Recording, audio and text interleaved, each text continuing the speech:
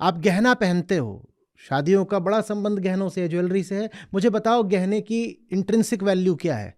How is it a factor of production? कुछ पैसा है जो गहने में चला गया, मुझे बताओ वो पैसा प्रोडक्टिव कैसे रह गया? बताओ। आप एक शेयर खरीद लेते हैं तो आपने वो पैसा एक कंपनी में लगा दिया, आपने कंपनी का शेयर खरीदा, वो पैसा कहाँ लग गया? कंपनी में। कंपनी उस पैसे का क्या करेगी? इस्तेमाल करेगी, उससे कुछ बात आगे बढ़ेगी, रोजगार बढ़ेगा, कुछ होगा। उम्मीद कर रहा हूं कंपनी कोई घटिया काम नहीं करती। लेकिन वही पैसा आपका नहीं, मैं स्टॉक्स में नहीं साहब, मैं तो बुलियन में इन्वेस्ट कर रहा हूं, मैंने गोल्ड खरीदा है। आप बताओ, आपने गोल्ड खरीद लिया, उसमें इंट्रिंसिक वैल्यू क्या है? वो एक मेटल है बस। और ये जो मेटल है सिर्फ एक धातु है, सोना सिर्फ एक धातु, और चांदी और प्लेटिनम। और देश का इतना सारा पैसा वहां जाके लॉक हो जाता है। भारत दुनिया का सबसे बड़ा गोल्ड कंज्यूमर है। उसका सीधा संबंध किससे है? ये शादी ब्याह से। इतना गरीब देश और दुनिया का सबसे बड़ा गोल्ड कंज्यूमर। उस सोने से तुम्हें क्या मिलेगा बताओ तो? आप कहोगे नहीं सोने की कीमत बढ़ती है। साहब वो कीमत भी सिर्फ इसलिए बढ़ रही है क्योंकि बाकी लोग भी आप ही के जैसे मूर्ख हैं और वो उसको खरीद लेते हैं। नहीं तो एक होशमंद आदमी हो, आप उसको दिखाएं, वो कहेगा ये तो एक बस येलो मेटल है, मैं इसके तुम्हें 2 रुपए भी क्यों दूं? और इतना सा तुम उसे मेटल लेके आ गए हो, मान लो कोई अंगूठी, वो कहे काय को दे दूंगा, इसमें क्या है? इसमें क्या है कि तुम्हें कुछ दूं? भाई एक कार दो तो वो चलने के काम आती है, कुछ देती है। दवाई दो, वो तबीयत ठीक करने के काम आती है। ये मेरा मग भी है, ये चाय पीने के काम आता है। उस मेटल में क्या है? वो किस काम आता है? उसका कोई काम नहीं है। या कि जो आप बोलते हो प्रेशियस स्टोन्स, जेम, वो किस काम आता है? काम बताओ। काम कुछ नहीं है, बस अंधविश्वास है। एक यकीन है बेकार का कि इसमें कुछ है, सोने में कुछ है, या फलाने पत्थर में कुछ है। और ये सब कुछ जितना भारत में फल फूल रहा उतना किसी देश में नहीं, क्योंकि हम ना सोचते हैं ना हम पूछते हैं, हम बस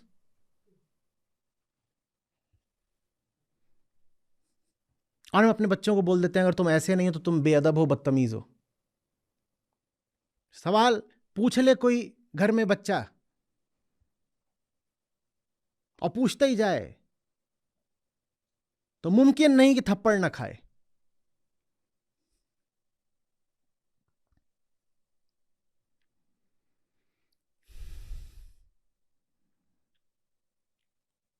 भारतीय इंसान जीता ही उस दिन के लिए जिस दिन शादियां होंगी। अब ये बात आप मां के पेट से तो लेके नहीं पैदा हुए थे, ये बात आपके दिमाग में किसी ने डाली है। इसी तरह के उत्सवों और आयोजनों ने ये बात सबके दिमाग में डाल दी है कि दुनिया की सबसे बड़ी चीज क्या है? एक hugely vulgar wedding ceremony.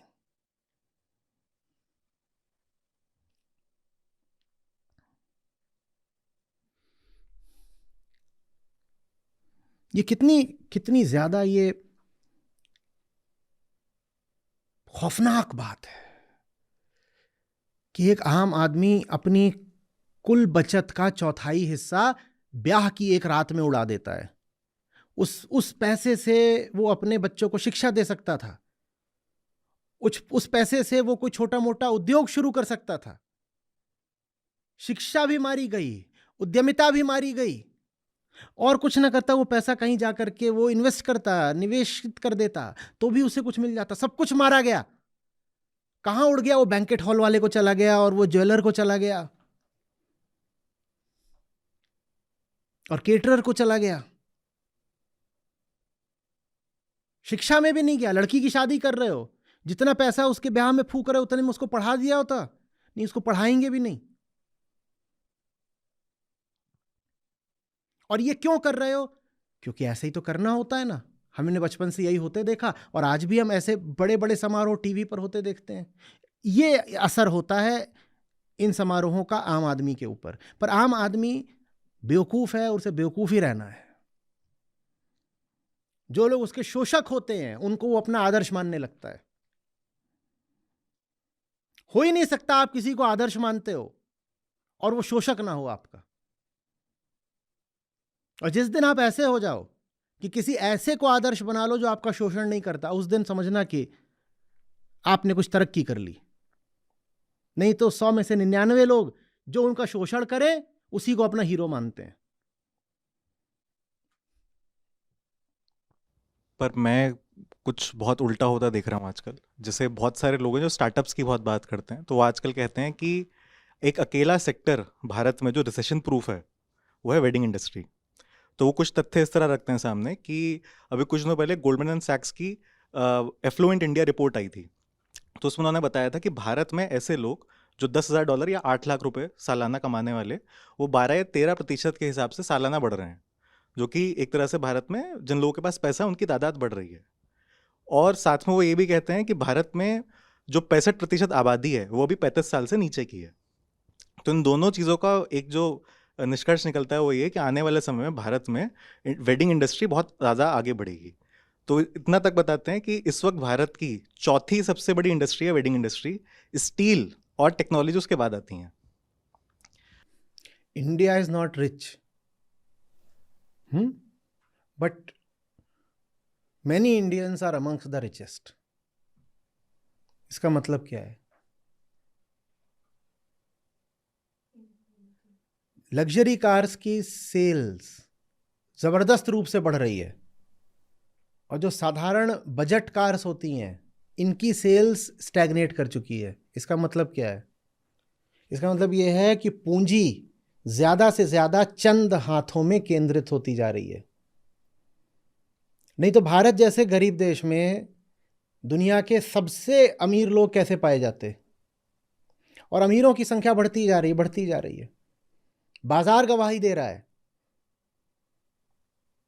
Gurgaon की उदाहरण के लिए जो पूरी रियल एस्टेट मार्केट है वो बूम कर रही है, पर आम आदमी वहां कुछ नहीं खरीद सकता।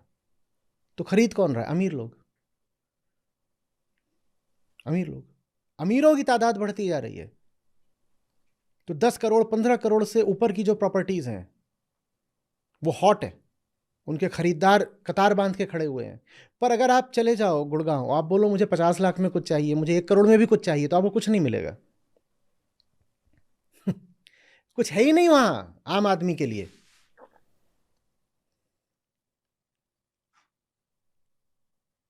क्योंकि जब 10 करोड़ 20 करोड़ में कुछ बिक सकता है तो 1 करोड़ में क्यों बेचा जाए, 50 लाख में क्यों बेचा जाए? और उनकी संख्या जो 10 करोड़ दे सकते हैं उनकी संख्या तेजी से बढ़ रही है। तो उनके और जिनके पास नहीं है उनके बीच में जो फासला है वो जबरदस्त रूप से बढ़ रहा है। और ये भारत का समझो लक्षण है, जहां पे जो बड़ा है वो बहुत बड़ा होगा और चंद लोग होंगे जो बहुत ऊपर होंगे, और जो नीचे हैं the base the bottom of the pyramid वो बहुत बड़ा होगा लेकिन वो बहुत नीचे होंगे। ये भारत के समाज का और भारत की अर्थव्यवस्था का सदा से एक बड़ा लक्षण रहा है, एक चिन्ह रहा है, एसेंशियल फीचर रहा है। बीच में वो थोड़ा कम हुआ था। हमने जो आर्थिक विषमता थी, असमानता थी, उसको पाटने की बड़ी कोशिश करी थी। लेकिन अब फिर से वही हो रहा है कि जो बड़े हैं वो बढ़ते जा रहे हैं और जो नीचे वाले हैं वो गिरे हुए हैं, और जो नीचे हैं जो गिरे हुए हैं वो उनके आगे और ऐसे होते जा रहे हैं जो ऊपर चढ़ते जा रहे हैं। क्योंकि वो जितना ऊपर है हम उसको उतनी इज्जत देते हैं। हम ये नहीं देखते कि वो ऊपर चढ़ ही रहा है हमें नीचे दबा के। ये हमें नहीं समझ में आता।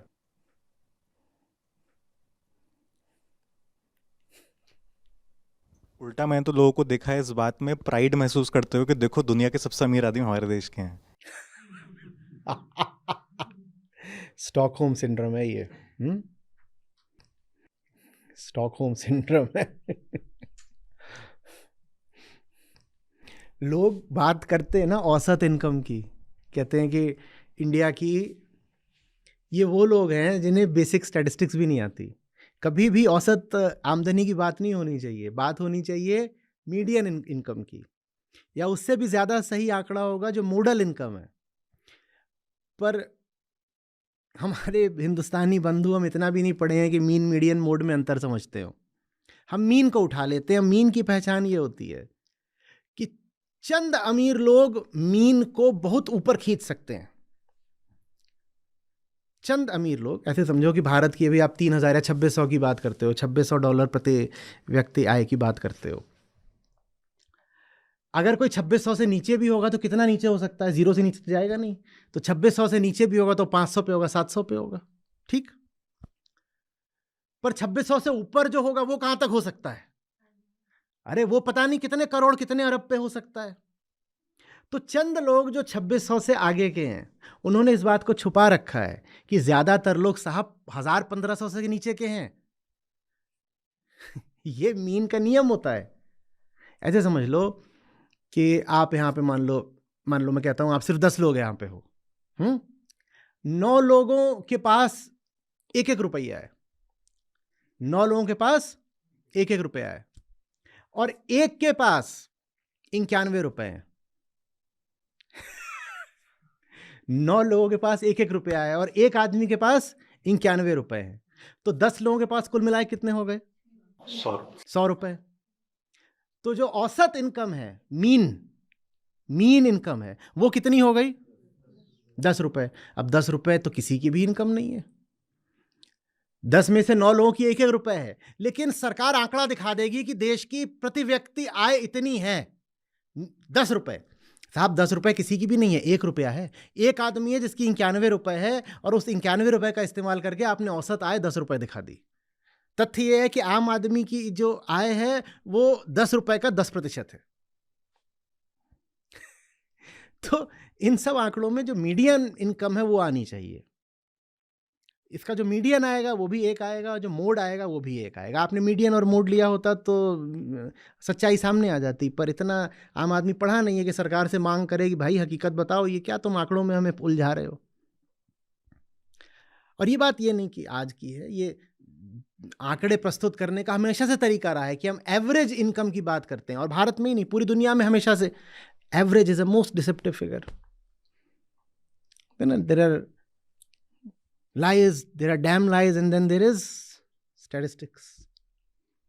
तो वो जो फासला है ना 1 रुपए वाले में और 91 रुपए वाले में, वो ऐसे ऐसे ऐसे ऐसे बढ़ता जा रहा है। और जितना बढ़ता जा रहा है उतना ये जो आम आदमी 1 रुपए वाला, ये उतना कहता है मैं तो छोटा हूं, वो तो देखो बड़ा ही बड़ा होता जा रहा है, उसको बिल्कुल अपना भगवान बना लो, वही तो ऊपर से पुष्प वर्षा करेगा, और वो है भी वही, फिर आपको कुछ खैरातें दे देता है, उसी के कारण कुछ नौकरियां बन जाती हैं, तो आप बोलते हो वही तो एम्प्लॉयमेंट प्रोवाइडर है। साहब जितना पैसा उसके पास लॉक्ड इन है, उतना पैसा अगर क्रिएटिवली यूज हो रहा होता तो उसमें से कितना एम्प्लॉयमेंट जनरेट होता। वो जो पैसा कॉन्स्पिकुअस कंजम्पशन में जा रहा है, वो पैसा अगर नेशन बिल्डिंग में जा रहा होता तो उसका क्या आउटपुट होता। पर ये सवाल आम आदमी पूछेगा नहीं, क्योंकि हम अशिक्षित लोग हैं, आज के अशिक्षित हैं, और पुरानी हमारी संस्कृति है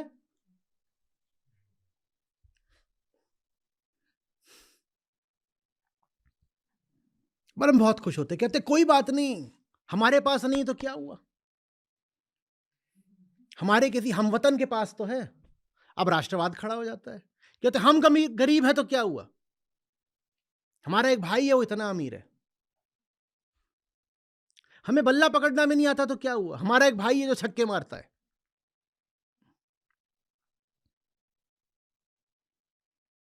ये छक्के मारने वाली बात तो फिर भी थोड़ी ठीक है, पर जो ये वाली बात है कि हम गरीब है तो क्या हुआ, हमारा एक भाई इतना अमीर है, ये बात बिल्कुल भी ठीक नहीं है।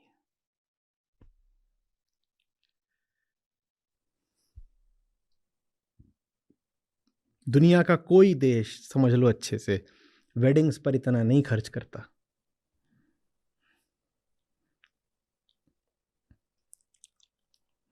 भारत दुनिया के सबसे बीमार देशों में है, सबसे कुपोषित देशों में है, और कोई देश शादी ब्याह पर उतना नहीं खर्च करता जितना भारत करता है।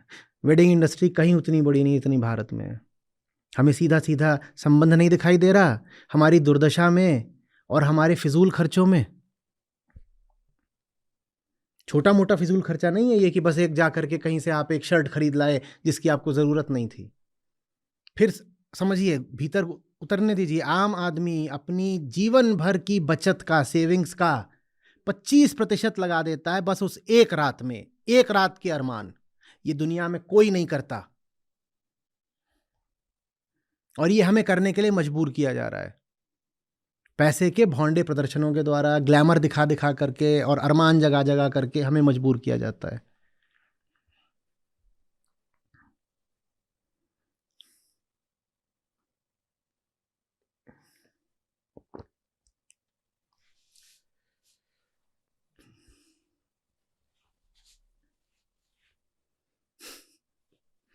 या तुम्हारे अरमान भी कुछ हिल डुल गए क्या? क्यों परेशान हो रहे हो?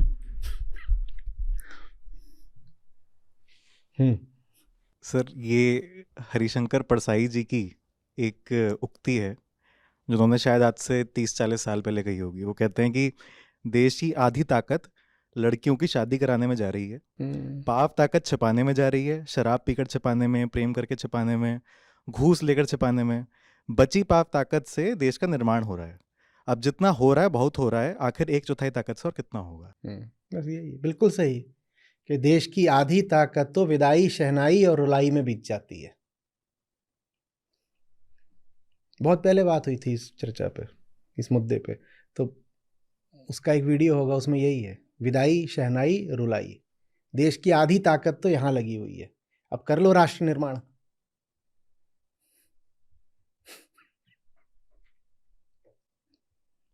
ये मेरे लिए भी थोड़ी आश्चर्य की चीज़ थी कि डेमोग्राफिक डिविडेंड का एक मतलब ये भी निकाला जा सकता है कि क्योंकि सब लोग यंग हैं तो सबकी शादी होगी, उससे पैसा कमाएंगे।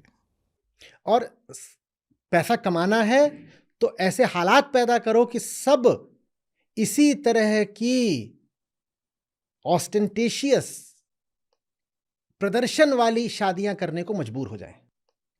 क्योंकि अगर लोगों ने शादी, अरे यार शादी लोग समझ नहीं पाएंगे। अगर लोगों ने सिंपल वेडिंग्स करनी शुरू कर दी, तो फिर ये वेडिंग वाले स्टार्टअप्स पैसा कहां से कमाएंगे? और क्या होगा ज्वेलरी इंडस्ट्री का, और क्या होगा कॉस्मेटिक्स इंडस्ट्री का, और क्या होगा घाघरा चोली इंडस्ट्री का, और क्या होगा वो मेकअप, ब्राइडल और बैंकेट हॉल और केटरिंग और जितने दुनिया, और वो जो फोटो शूट होते हैं, प्री वेडिंग, पोस्ट वेडिंग, सब जितना होता है कि पहाड़ की चोटी पे चढ़ के पानी के अंदर घुस के, उन सब इंडस्ट्रीज का क्या होगा? देखो ना कितनी ज्यादा वो क्रिएटिव और प्रोडक्टिव इंडस्ट्रीज है। क्या इंडस्ट्री है, जबरदस्त।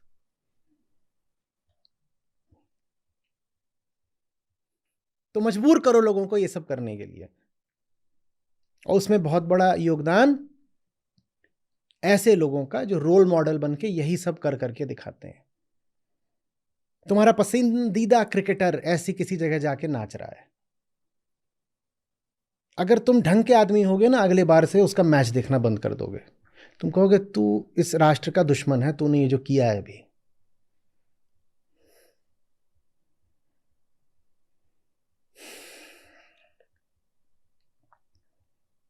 इतनी हम में नहीं है।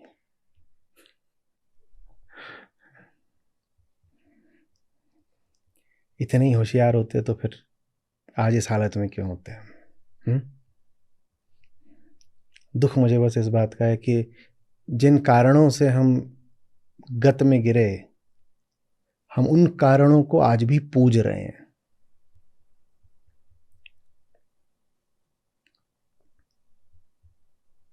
नमस्ते सर। वेडिंग इंडस्ट्री के बारे में बात हो रही थी, तो मैंने भी लगभग 4 साल वेडिंग इंडस्ट्री में काम किया है। इवन मेरा खुद का स्टार्टअप भी था 2016-2020 तक। सर, मैंने एक चीज़ देखी पिछले 4 सालों से मैंने वेडिंग इंडस्ट्री काम कर रहा था, तो पहले बहुत सिंपल वेडिंग्स होती थी, नॉर्मल लोग वीडियोग्राफर को हायर किए, शूट हुआ, काम ख़त्म। बट 2018 के बाद मैंने देखा ये चीज़, लोग वेडिंग को लेके ऐसे इतना उत्सुक हो चुके हैं, इतना पागलपन हो चुके हैं कि लोग लाखों रुपये सिर्फ कैमरामैन को दे देते हैं कि आप हमारी फिल्म का आप हमारी वेडिंग को फिल्म की तरह दिखाओ, टीज़र, हाइलाइट्स, और आप एक तरह से क्या बोलते हैं कैंडिड शॉट्स, 50 चीज़ आ गए हैं। मैंने जो सबसे महंगी वेडिंग करी थी वो लगभग 15 लाख रुपए करी थी। एक क्लाइंट था, एक, उन्होंने बोला कि मेरी फिल्म की डॉक्यूमेंट्री बनानी है, मतलब मेरी जो पूरी फिल्म है उसे एक डॉक्यूमेंट्री को दिखाया जाए, जिसमें आप मेरे मम्मी पापा के, मेरे भाभी के, भाई के, दादा दादी के, इन सब के आप शॉर्ट्स लोगे और हमारी जर्नी के बारे में पूछोगे। फिर आप लास्ट में हमारा शॉट लोगे जिसमें हम बताएंगे हम कैसे मिले थे। रिलीज हुई कि नहीं फिल्म? सर, वो सिर्फ उनको अपने लिए देखना होता है।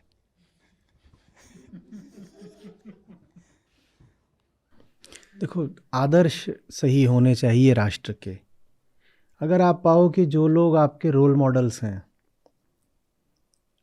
वही बस प्रदर्शन के आधार पर चढ़े हुए हैं, तो आप कहते हो जब प्रदर्शन करके आप उतना ऊंचा चढ़ सकते हो तो हम भी प्रदर्शन क्यों ना करें, ये हो जाता है। और फिर ये भी देखा गया कि लोगों के पास इतनी कैपेसिटी नहीं होती कि लोग इतना पैसा वेडिंग में इन्वेस्ट करें, तो उनकी जो खुद की बचत होती है वो इन्वेस्ट करने के बाद वो लाखों रुपए बैंक से लोन लेते हैं ताकि वो अपनी वेडिंग को और दिखा सकें। क्यों ना लोन लें, इतना बढ़िया स्पेक्टेकल क्रिएट किया जाता है आपके आदर्शों द्वारा कि आप कहते हो यही तो है वो दिन जिसके लिए मैं जिंदा हूं। इस दिन के लिए अगर मुझे कर्ज लेना पड़े तो क्या बुराई है। इसलिए अपने रोल मॉडल्स बहुत सोच समझ के तय करने चाहिए। ये कैसा रोल मॉडल है जो आपको ये सब करने के लिए प्रेरित कर रहा है, बल्कि मजबूर कर रहा है। सार्वजनिक जीवन में आदर्श उन लोगों को बनना चाहिए जो आपको सही रास्ता दिखा सकें, जो ये आपके भीतर बात डाल दे कि तड़क भड़क दिखा करके और ग्लैमर का प्रदर्शन करके जीवन में सफलता पाई जा सकती है। उस आदमी ने तो पूरी युवा शक्ति को तबाह कर दिया। वो पूरी युवा शक्ति बस यही करेगी कि मैं भी ग्लैमर के पीछे भागूं। अगर झूठ जीत सकता है तो मैं भी झूठ का सहारा क्यों न लूं।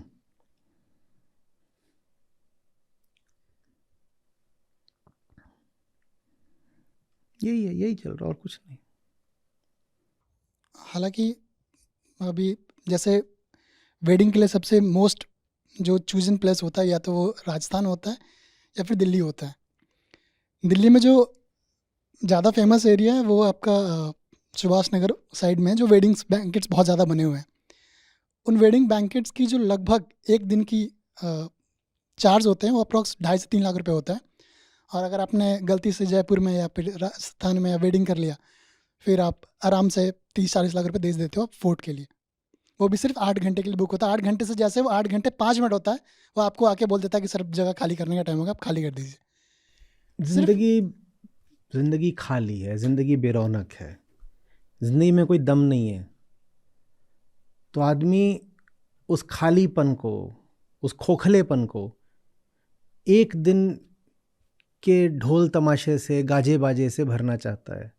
और पता है वो एक दिन बीत जाएगा, तो इसलिए फिल्म बनवाओ, उसकी फोटो लो बहुत सारी, चाहे फिल्म, डॉक्यूमेंट्री जो भी है वो सब बनवाओ, क्योंकि पता है कि ये एक दिन तो बीत जाएगा। और ज़िंदगी जैसी खाली और खोखली थी वही ज़िंदगी फिर आ जाएगी खाने के लिए। बस बात ये है। बात समझ रहे हो? आदमी तो वो चाहिए जो सही काम में इतना डूबा हुआ हो। अब मैं बात बोलूँगा, आप लोग कहोगे देखो इन्होंने फिर से कर दी वही अपने जैसी बात। मैं कह रहा हूँ आदमी इतना डूबा हुआ हो कि भूल जाए कि आज शादी है उसकी।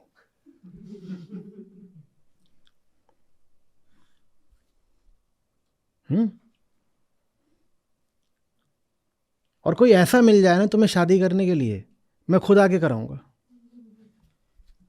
काहे भाई, दिन भर मैं श्लोकों और मंत्रों में रहता हूं, थोड़ी पंडिताई नहीं कर सकता मैं? हाँ, शास्त्र विहित सारे अधिकार हैं मुझे ब्याह कराने के, मैं करा दूंगा। पर ऐसा कोई खोजना जो ब्याह को भूल ही जाए, जिसको याद ही ना हो कि आज है। उस दिन तुम पाओगे कि मैं खुद खड़ा हुआ हूं वहां पे, हाँ भाई पंडित तैयार है, मैं करा रहा हूं। ऐसा पॉसिबल हो पाएगा सर? वो क्योंकि मेरी होने वाली है सर। तुम्हारे लक्षण वैसे नहीं है।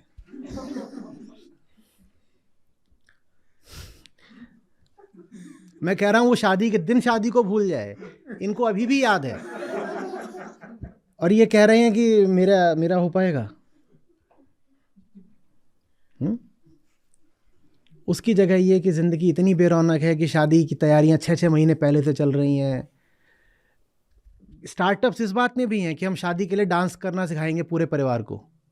इस बात की स्टार्टअप्स चल रही हैं कि ब्याह होने वाला है तो हम आके आपका जो भी फेवरेट फिल्मी गाना होगा शादी ब्याह सगाई वाला, उस पर हम सबको नचाएंगे, फैमिली पूरी नाचेगी, ताऊ इधर नाच रहा, फूफी उधर नाच रही, और सबको स्टेप्स देंगे और हम प्रैक्टिस कराएंगे।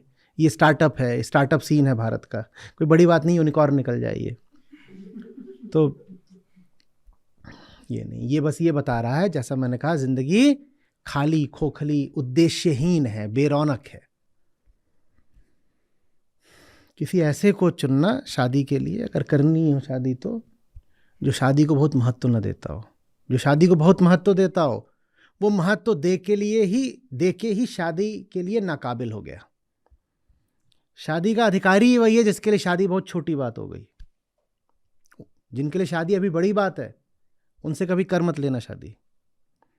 शादी अगर बड़ी बात है तो माने जिंदगी अभी बहुत छोटी बात है। जिनकी जिंदगी इतनी छोटी है, उनकी जिंदगी में घुस करके तुम अपनी जिंदगी क्यों तबाह करना चाहते हो? समझ में आ रही है बात?